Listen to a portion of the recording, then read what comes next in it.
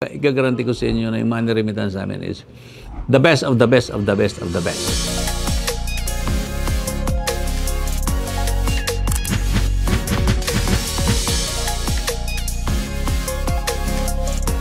Well, sa system ng money remittance, pagdating sa money remittance, simple sabihin natin, mag-isip na lang kayo or ano ba yung mga kalaban natin sa money remittance? Online money remittance. Lahatin nyo na. Lahatin nyo na. Sa lahat ng money remittance, pagdating sa online, tayo mayroong pinakamataas na exchange rate. Now, pagdating naman sa offline, which is pupunta sa store, ang kailangan mag-download lang ho kayo ng app nito, tapos mag-fill up lang kayo sa telepono, tapos pag nag-create kayo ng QR code, pagdating nyo sa opisina, scan na lang. Within 1 seconds. O, huwag naman. Gawin natin 1 minute.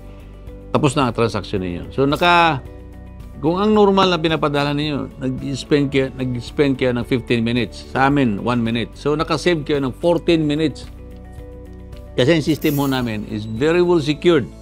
In so far, wala pa akong natatandaan since nag-launch tayo ng ating system. Wala pa akong natatandaan reklamo na something na hindi natanggap ang pera.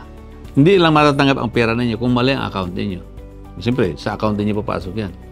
At the same time, yung aming tinatawag na pick up anywhere. All over na yan, no? Kahit saan. Kahit sa Timbuktu ata, may system na kami. So, for us, igagaranti ko sa inyo na yung money remittance namin is the best of the best of the best of the best. Kasi ang system ho namin ay napakaganda. Now, kung mayroon pang konting loopholes na lang yun. As if everyday naman, nagde-develop po kami. Everyday, tinitingnan namin kung mayroon kaming kakulangan pa.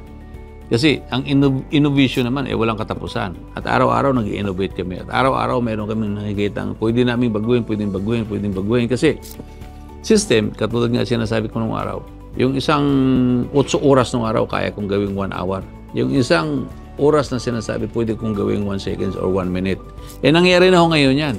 Pangarap ko lang ito nung araw, na kumbaga, ang 8 oras gagawin kong 1 hour. Ang development palagi niyan, based on according to experience, reklamo, naging agenda ng tao, naging issue ko sa tao, naging reklamo ng tao. Diyan na-develop, yan ang sinundan ng system ko, under logo.